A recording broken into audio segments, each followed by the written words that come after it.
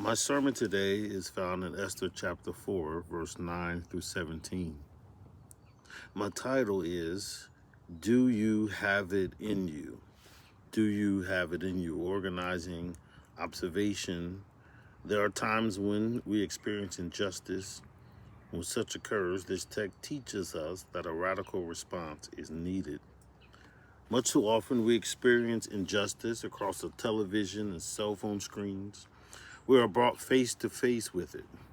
From George Floyd to Breonna Taylor, Trayvon Martin, and others, injustice is displayed on our screens for all to see. But I'm sure you can testify that injustice does not confine itself to our screens. In fact, our neighborhoods are places where injustice is breeding.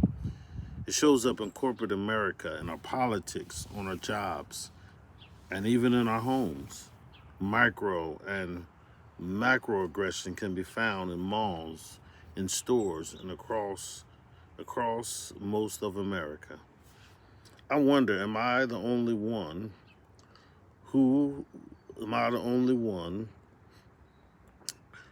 whether on television or within my own sphere of existence, who feels something when injustice is witnessed? Injustice creates a sense of disappointment, frustration, anger, and dare I say, a measure of fear. So the question arises, what can I do? Or better yet, what must I do? And I want to echo the words of Dr. Martin Luther King Jr., who declared injustice anywhere is a threat to justice everywhere. So when injustice rears its ugly head, this text will teach us the radical response needed. My first point is we must acknowledge responsibility. Acknowledge responsibility. Can't you see it? Esther's in ease and comfort has been has been in Esther's life for a long time.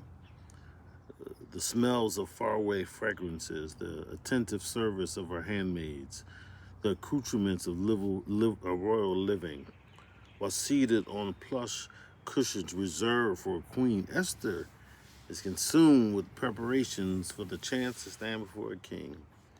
According to Esther chapter 2, verse 12 in the Common English Bible, it says, according to the rules for women, the moment for each young woman to go to King Ahasuerus came at the end of 12 months. She had 6 months of treatment with pleasant smelling creams and 6 months with fragrant oils and other treatments for women. Her only concern is the king and the kingdom. Yet despite all these things, the position, the prestige, the privilege, none of these abrogated her responsibility stand up and speak up against the injustice that has found its way into her spirit living. Haman, the Amalekite, was an exile who became angry with Mordecai because he would not bow to him. And his ethnic prejudice against the Jews found an emotional and irrational explosion in his heart. Haman set out to commit genocide against the Jews. Mordecai enlists the help of the only one who has access to the king. Esther turns down the request at first to help, but after Mordecai reminds her that maybe this is the reason that God has you where you are. Esther acknowledges her responsibility as she replies to Mordecai. The word translated reply means turning. Esther replies, Esther turns, because she knows that injustice will not dissipate on its own. It must be confronted. Evil does not require the participation of everybody. It only requires the silence of those who know better. Imagine an apartment building where a fire breaks out in one of the units and smoke begins to creep beneath the doors and into the hallway. The alarm has not sounded yet, but several neighbors already smell it. One person opens the door, glances down the hall, and says, that's strange, somebody should check that out. Another smells it and says, I don't want to get involved. It's probably nothing. Another hears faint cries from down the corridor and simply turns the television up louder. Nobody started the fire. Nobody intended harm. But while good people stood by doing nothing, the fire kept burning. By the time someone finally acted, the damage spread far beyond where it begun. And that's how injustice operates. It grows in the spaces where responsibility is ignored. It spreads when awareness is not matched by action. And our call as believers is not merely to be good, but to do good. And justice requires silence from those who know better. It grows in spaces where responsibility is abandoned, but justice advances where responsibility is owned and acted upon. Point two, we have to accept relinquishment. Accept relinquishment.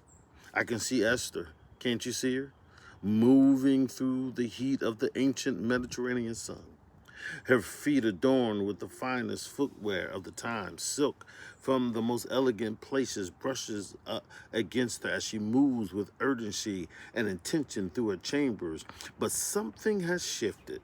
The atmosphere has changed. She burst in on her maids, and with the authority of a woman who has made up her mind, she issues a decree of her own.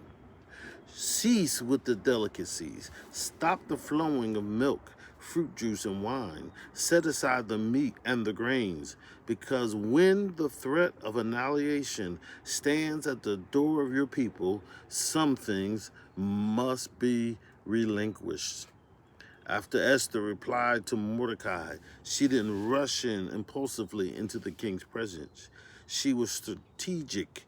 She was spiritually grounded. She understood something that we must not miss, that before you can confront systems of injustice, there first must be a season of preparation, both personal and communal, and it may call for more sacrifice than what is normally required. Listen, history is full of people who gave up something valuable for others when faced with injustice.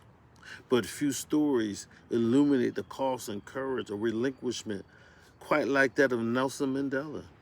He was a man of extraordinary gifting, trained as a lawyer, educated and articulate, a man with every credential necessary to carve out a life of relative comfort and security, even under the brutal machinery of South African apartheid.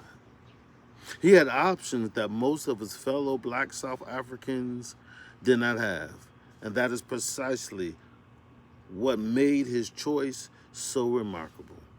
Mandela looked at the suffering of his people. Mandela looked at systematic oppression.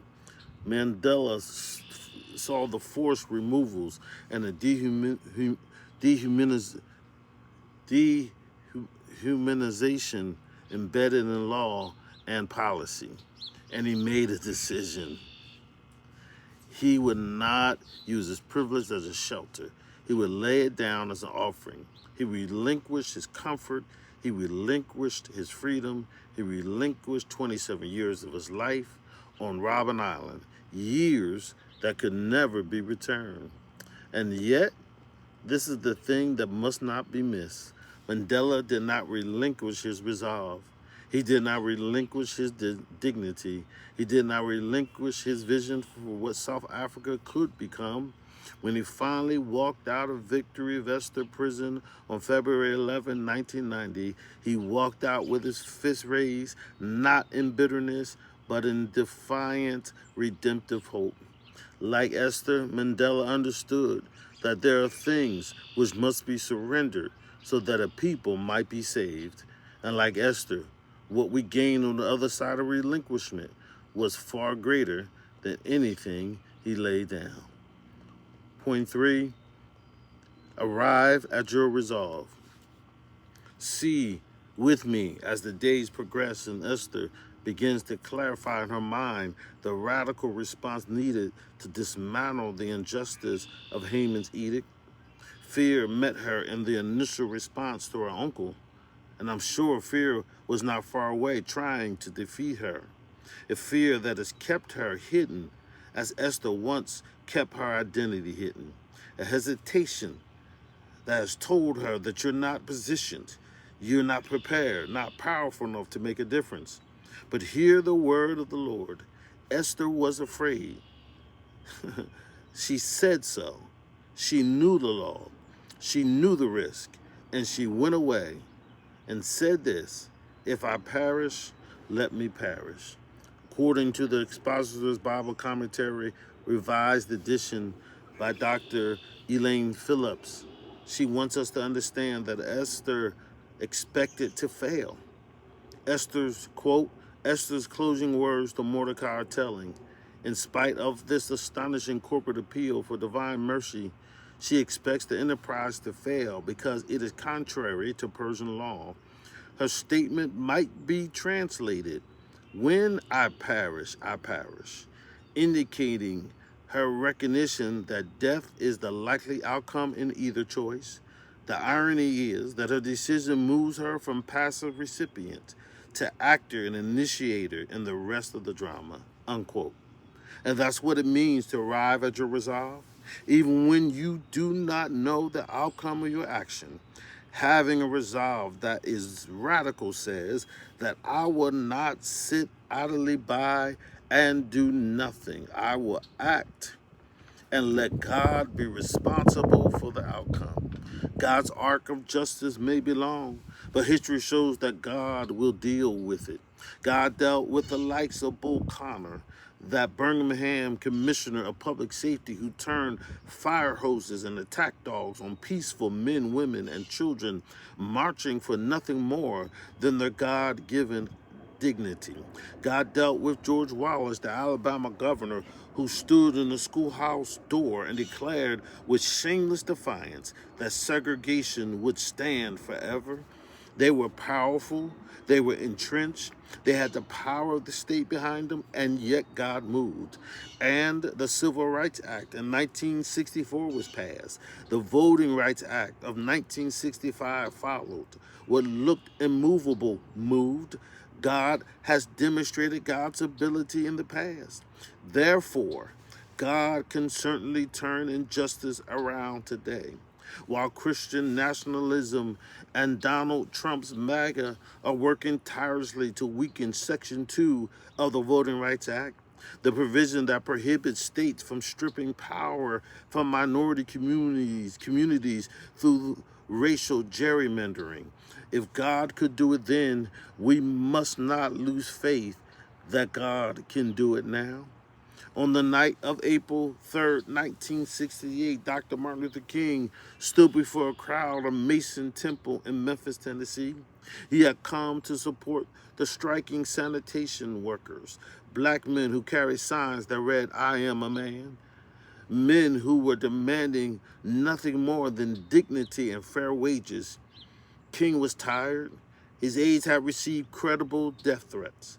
The weather outside was stormy, and by many accounts, King did not even want to go that night, but he went. And what would become his final public address, Dr. King spoke with the clarity of a man who had already made peace with the cost of his calling.